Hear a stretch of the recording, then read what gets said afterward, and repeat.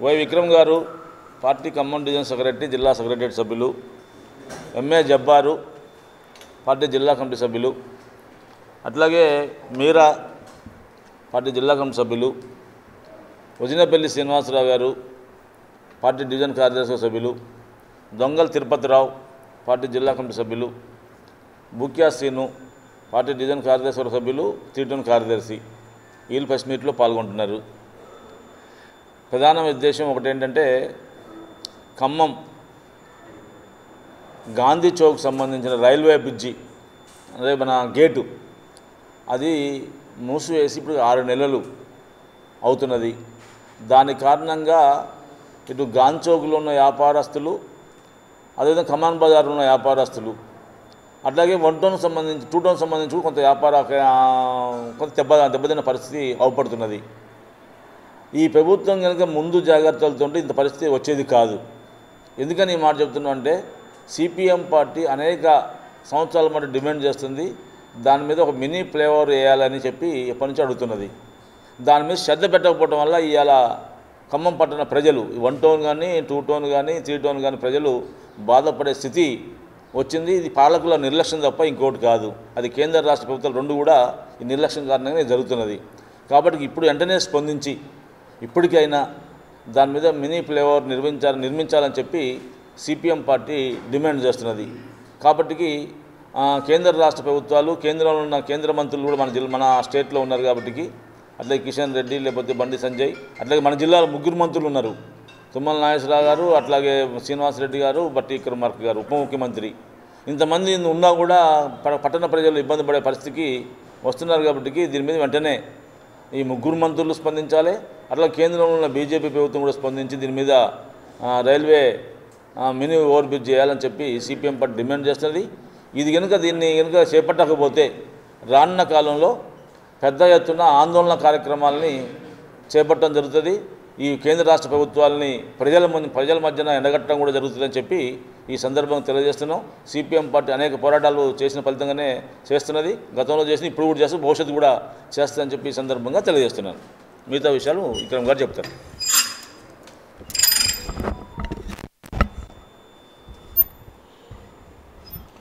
అందరికీ నమస్కారం అండి. శ్రీకాంత్ అన్న చెప్పిన దాంతో పాటు కొన్ని విషయాలు ఖమ్మం నగరంలో ప్రజా సమస్యలు మంత్రి గారి దృష్టికి తీసుకురావాలని చెప్పేసి కొద్ది రోజుల్లో కార్యక్రమాలని పార్టీ ఖమ్మం డివిజన్ కమిటీ ఆధ్వర్యంలో నిర్వహించబోతున్నాం. ప్రధానంగా ఖమ్మం నగరంలో పేదలకు సంబంధించి ఇంటి స్థలాలు పెండింగ్లో ఉన్నాయి. కాంగ్రెస్ ప్రభుత్వం వచ్చే ముందు కూడా నగరంలో ఉన్న అందరికీ ఇంటి స్థలాలు ఇస్తామని చెప్పారు. కానీ ఇప్పటికి కేవలం దాదాపుగా 15 నెలలు అవుతున్న ఖమ్మం టౌన్లో ఆ ఇంటి స్థలాలకు సంబంధించి అప్లికేషన్లు తీసుకోవడం తప్ప ఎక్కడా కూడా ఎవరికి అర్హులైన వాళ్ళకి ఎవరికి కూడా ఇంటి స్థలం ఇంతవరకు అందజేయలేదు. అందుకనే తక్షణమే మంత్రి కలగజేసుకొని ఖమ్మం నగరంలో మాకున్న అంచనా మేరకు దాదాపుగా 20,000 మంది వరకు కూడా అర్హులు ఉన్నారు. వాళ్ళందరికీ ఇంటి స్థలాలు ఇవ్వాల్సిన బాధ్యత రాష్ట్ర ప్రభుత్వం మీద ఉంది. దాని మీద కూడా త్వరలో కార్యక్రమం తీసుకోవాలని చెప్పేసి అనుకుంటున్నాం. అదొక ప్రధానమైన విషయాన్ని తుమ్మల గారి దృష్టికి తీసుకొస్తున్నాం. అలాగే రెండోది రేషన్ కార్డుకు సంబంధించి కూడా ప్రభుత్వం ఇస్తా అంటుంది. ఈ మధ్య కొత్తగా మంత్రి స్మార్ట్ కార్డుల పేరుతో ఇస్తామని చెప్పేసి చెప్తున్నారు. ఇంతవరకు అవి కూడా ఆ ప్రజా పరిపాలన సందర్భానికి సంబంధించి ఒక దరఖాస్తులు మాత్రం తీసుకున్నారు. కానీ వాటిని ఇంతవరకు ఎంక్వైరీ చేసి ఎవరికి కూడా రేషన్ కార్డులు ఇవ్వలేదు. ఆ రేషన్ కార్డులు కూడా ఇవ్వాల్సిన అవసరం ఉంది. అసలు రేషన్ కార్డులకు సంబంధించి గత ప్రభుత్వంలోనే దాదాపుగా 5 ఏళ్ల క్రితం ఆగిపోయింది. తిరిగి మళ్ళీ ఇప్పుడు ఈ ప్రభుత్వం వచ్చి 15 నెలలు అవుతుంది. అందుకనే తక్షణమే రేషన్ కార్డులు అర్హులందరికీ ఇవ్వాలి. ఈ మధ్యకాలంలో దాదాపుగా 8-9 సంవత్సరాలుగా కొత్త కుటుంబాలు వచ్చినాయి.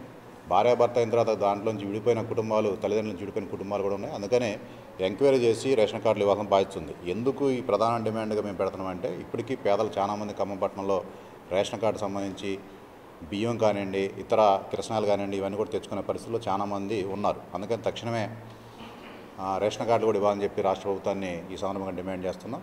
దాంతోపాటు కాంగ్రెస్ ప్రభుత్వం అధికారంలోకి వచ్చిన తర్వాత పెన్షను పెంచుతామని చెప్పారు. ఆ పెన్షన్స్ పెంచాలని చెప్పి ప్రభుత్వాన్ని డిమాండ్ చేస్తున్నాం. వికలాంగులకి 4,000 నుంచి 5,000 చేస్తామని చెప్పారు. అట్లనే 3,000 నుంచి 4,000 చేస్తా జనరల్ పెన్షన్ అని కూడా చెప్పారు. అది కూడా పెంచాలని సందర్భంగా ప్రభుత్వాన్ని డిమాండ్ చేస్తున్నాం. ఈ సమస్యలతో పాటు ఖమ్మం పట్టణంలో లోకల్ ఇష్యూస్, రోడ్లు కానివ్వండి, డ్రైనేజ్ కానివ్వండి, వీటన్నిటి మీద కూడా ఈ నెల 29వ తారీఖు నాడు ఖమ్మం పట్టణంలో అందరినీ సమీకరణ చేసి కార్పొరేషన్ కార్యాలయం ముందు ముట్టడి చేద్దాం అనుకుంటున్నాం. 29వ తారీఖు నాడు జరగబోయే కార్పొరేషన్ కార్యాలయం ముట్టడిలో కూడా ఎక్కువ మంది ప్రజల్ని 29 శనివారం నాడు, ఈ నెల 29 శనివారం నాడు అన్ని డివిజన్స్ కూడా ప్రజలను సమీకరణ చేసి అక్కడ రేషన్ కార్డు సంబంధించి, ఇళ్ల స్థలాలకు సంబంధించి, అట్లనే పెన్షన్లకు సంబంధించి స్థానిక విషయాలు ఇప్పటికే మేము గతంలో కూడా చాలా సందర్భాల్లో ప్రెస్ మీట్ ద్వారా చెప్పాము. అట్లనే ప్రెస్ నోట్లు కూడా పెట్టడం జరిగింది. మంత్రి గారికి కూడా 2 సార్లు మెమోని ఇచ్చాం. ఎన్ఎస్టీ రోడ్డు కానివ్వండి, అట్లనే గాంచౌక్ కమలాబాద్లో మెయిన్ రోడ్డు కానివ్వండి, అలాగే చర్చ్ కొమ్మడి దగ్గర రోడ్లు కానివ్వండి, టౌన్లో ఉన్న ప్రధాన రోడ్లన్నింటి మీద కూడా వాడికి నిధులు కేటాయించి రోడ్లు ఎడపులు చేయాల్సిన అవసరం ఉంది. దాని మీద కూడా ఈ ప్రధాన లోకల్ సమస్యల మీద 29వ తారీఖు నాడు కమిషనర్ కార్యాలయం ముట్టడి చేయబోతున్నాం. దాన్ని కూడా జయప్రదం చేయాలని సందర్భంగా ఖమ్మం నగరం ఉన్న డివిజన్ ప్రజలకు విజ్ఞప్తి చేస్తున్నాం. అలాగే రఘునాథపాలెంలో కూడా సమస్యలు కొన్ని ఉన్నాయి. వాటికి సంబంధించి కూడా ఈ ఖమ్మం అసెంబ్లీ పరిధిలో ఉన్న అన్ని ప్రజా సమస్యల మీద 29వ జరగబోయే ముట్టడి కార్యక్రమాన్ని కూడా జయప్రదం చేయాలని ఈ సందర్భంగా కోరడం జరుగుతుంది. దాంతోపాటు ఇప్పటికీ ఖమ్మం నగరంలో గత ప్రభుత్వం కొన్ని డబుల్ బెడ్రూమ్ ఇళ్ళు నిర్మించింది. వాటిని అర్హులైనకి ఇవ్వాలని చెప్పేసి ప్రభుత్వం గతంలో చెప్పారు. ఇప్పుడు మంత్రి కూడా చెప్పాడు, కానీ దాని ఆచరణలో పెట్టట్లేదు. అవి నిర్మించి చాలా సంవత్సరాలు అయింది. అందుకనే ఆ రేషన్ కార్డులకు సంబంధించి కూడా, ఇళ్ల స్థలాలకు సంబంధించి కూడా వాటిని వెంటనే అందజేయాలని చెప్పి సందర్భంగా ప్రభుత్వాన్ని కోరుతున్నాం. ఈ లోకల్ ఇష్యూస్తో పాటు ఈ నెల 23వ తారీఖు నాడు భగత్ సింగ్ వర్ధంతి ఉంది. భగత్ సింగ్ వర్ధంతి రోజున సాయంత్రం 6 గంటలకి చర్చి కాంపౌండ్ నుంచి మనం పెద్ద ఎత్తున ర్యాలీ చేస్తూ రామకృష్ణ స్తూపం వరకు, సత్తెనపల్లి రామకృష్ణ విద్యుత్ అమరవీరుడు ఉన్నాడు, అతని వరకు కూడా ఆ స్తూపం వరకు కూడా ర్యాలీ ఒకటి పెట్టాలనుకుంటున్నాం. దాంట్లో కూడా పార్టీ శ్రేణులు, సానుభూతి పరులు కదిలి రావాలని చెప్పి ఈ సందర్భంగా ఖమ్మం డివిజన్ ఉన్న పార్టీ శ్రేణులు కూడా కోరుతున్నాం. ఆ కార్యక్రమం కూడా జయప్రదం చేయాలని చెప్పి ఈ సందర్భంగా కోరడం జరుగుతుంది. ఏదైతే ఉందో ప్రధానంగా శ్రీకాంత్ గారు చెప్పింది ఏది ఉందో ఆ సమస్య మీద వెంటనే మంత్రి స్పందించాలి. అట్లనే బీజేపీ సంబంధించి కూడా డ్రామాలు ఖమ్మంపట్నంలో ఆపాలి. వాళ్ళు మొన్న మంత్రికి పోయి వినతిపత్రం ఇచ్చారు. బీజేపీ కేంద్ర ప్రభుత్వం అధికారంలో ఉంది. బీజేపీ వాళ్ళు ఇక్కడ వినతిపత్రాలు ఇవ్వడం అనేది ప్రజలు అర్థం చేసుకోవాలి. వాళ్ళ ప్రభుత్వం అధికారంలో ఉంచుకొని, వాళ్ళ కేంద్ర మంత్రులు అధికారంలో ఉంచుకొని వాళ్ళు మాట్లాడి వెంటనే ఆ సమస్య పరిష్కారం చేయాలి తప్ప వాళ్ళు ఏదో వినతిపత్రాల పేరుతో వినతిపత్రం అందజేసి దీన్ని రాజకీయం చేయాలని చెప్పేసి అట్లా వాళ్ళు భావిస్తే అది ప్రజలు అర్థం చేసుకుంటారు. అందుకని బీజేపీ ఏమాత్రం చిత్తశుద్ధి ఉన్నా ఖమ్మం జిల్లా నాయకులకి తక్షణమే స్పందించి కేంద్ర ప్రభుత్వంతో మాట్లాడి ఆ రైల్వే అండర్ బ్రిడ్జి, రైల్వే మధ్యగేట్ ఏది ఉందో దాని సమస్య పరిష్కారం చేయాలి. అలాగే ఆ ఫ్లైఓవర్ బ్రిడ్జికి సంబంధించిన నిధులు కూడా కేంద్ర ప్రభుత్వం శాంక్షన్ చేస్తే రాష్ట్ర ప్రభుత్వం కూడా దానికి తగిన నిధులు కేటాయించి దాన్ని పరిష్కారం చేయాలని సందర్భంగా ప్రభుత్వాన్ని డిమాండ్ చేస్తున్నాం. ఇది రెగ్యులర్గా ఏదైతే ఈ సమస్య ఉందో ఆ సమస్య పరిష్కారం వరకు పార్టీ ఖమ్మం డివిజన్ కమిటీ ఆధ్వర్యంలో కూడా దీనివల్ల దశలవారి ఆధ్వర్యంలో కూడా కార్యక్రమాలు చేస్తామని సందర్భంగా రాష్ట్ర ప్రభుత్వానికి అట్లా కేంద్ర ప్రభుత్వాన్ని హెచ్చరించాల్సుకున్నామని ఈ సందర్భంగా మీ దృష్టికి ద్వారా తెలియజేస్తున్నాం.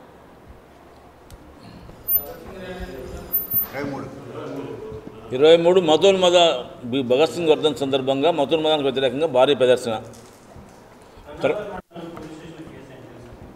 నుంచి మన పాత కాలువ మీద రోడ్డు వేయాలని చెప్పి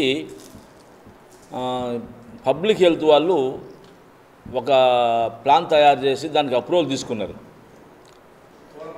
గోళ్ళపాడు ఛానల్ మీద, గోళ్ళపాడు ఛానల్ 60 అడుగులు, 60 ఉంది, ఒకసారి 70 కూడా ఉంది. కానీ పాత కాలువ అనేది ఈ రోజు వరకు ఏ రైతు దగ్గర వాళ్ళు భూమి సేకరించి వాళ్ళు నష్టపరిహారం వేయలే. దాన్ని కూడా ఈ పబ్లిక్ హెల్త్ ఏఈ ఉన్న మన రంజిత్ ఆయన అదే 60 అడుగులు అని చెప్పి తీసి అక్కడున్న పేదలను కొంతమందిని ఖాళీ చేయించాడు. అప్పుడు టీఆర్ఎస్ గవర్నమెంట్లో 60 అడుగులు ఎక్కడుంది, ఏ ఆధారం ఉందంటే బట్టి చూపించాలి మనకి అది. అదేవిధంగా మొన్న మంత్రి గారికి కూడా ఒక రిప్రజెంటేషన్ చేశాం. పత్తి మార్కెట్ నుంచి సుందరయ్య నగర్ మీద 60 అడుగులు రోడ్డు పోవడం అనేది అనవసరం. అది మీకు రోడ్డు ఎడల్పు చేసి మళ్ళీ మన ఏటి మీద బ్రిడ్జి తెలుసుకుంటే 60 70 చేయి, ఇబ్బంది లేదు. కానీ అక్కడ 60 చేసి దాని చుట్టూ తిప్పి కాలువ మించి, పాత కాలువ మించి చుట్టూ తిప్పుకొని ప్రకాశ్ నగర్ మీదుగా మన ప్రకాశం టర్నింగ్ తిరిగి మళ్ళీ శ్రీనివాస్ నగర్ అక్కడ టర్నింగ్ తిరిగి ఆ నుంచి మళ్ళీ టర్నింగ్ తిరిగి ఇట్లా 9 వంకలు తిరుగుతుంది. అది ఆ రోడ్డు సరైనది కాదని ఒకటి చెప్పినాం. రెండోది, ఎక్కడ వేస్తుండో రోడ్డుని కాలువ తవ్వి కింద పైపులు వేశారు. పైపులు వేసిన దాని మీద మట్టి పోసి దాని మీద రోడ్డు వేస్తాడంట. అది ఉంటుంది అంటాడు ఆయన. ఇప్పటికే ఎస్విఎం స్కూల్ ముందర ఒక ఛాంబర్ పగులితే మనం కంప్లైంట్ చేస్తే మన ఈ మధ్యకాలంలో వచ్చి సరి చేశారు దాన్ని. అంటే నిరంతరం ఇట్లా సరి చేసుకుంటూ పోవాల్సిన పరిస్థితి. 50 ఇండ్లు పోతున్నాయి ఇక్కడ. అంత అవసరం ఏంది? ఎస్విఎం స్కూల్ నుంచి సీదా వచ్చి ఇంకో స్కూల్ ఉంది అక్కడ. ఆ స్కూల్ నుంచి 35 అడుగులు రోడ్డు ఉంది. దాన్ని 60 అడుగులు వేయచ్చు. మన ప్రకాష్ నగర్ మెయిన్ రోడ్డుకి వస్తుంది. అది అనేసి కమిషనరేట్కి ఎఫ్సీఐ కూడా అవసరం లేదు. ప్రకాష్ నగర్ మెయిన్ రోడ్డుకి వస్తుంది. మెయిన్ రోడ్డుకి వచ్చి మెయిన్ రోడ్ నుంచి మన కమిషనరేట్ మార్కెట్. చాలా ఈజీ ప్రాసెస్. అది ఈజీ ప్రాసెస్ నిలబెట్టి దీన్ని ఇట్లా చేయడం అనేది సరైనది కాదని చెప్పి మంత్రి గారి దృష్టికి తెచ్చాం. మంత్రి గారు ఒకళ్ళు పంపిస్తున్నారు. 9 వంకలు తిరుగుతుందని చెప్తే 2 వంకలు తిరగొద్దు, రెండోది కుంగిపోద్దని పాప ఆయన కూడా చెప్పాడు మంత్రి గారు. కానీ ఈ అధికారులు మాత్రం దాని మీద ఏమీ చర్యలు చేపట్టట్లే. కాబట్టి ఇది కూడా కొద్దిగా ఒక ప్రధాన విషయంగా, అంటే పైగా మీరే ప్రజలకి ప్రభుత్వానికి అనుసంధానకర్తలు కాబట్టి కొద్దిగా దాన్ని చూసి పెడితే బాగుంటుంది, లేదా పరిశీలిస్తే బాగుంటుంది.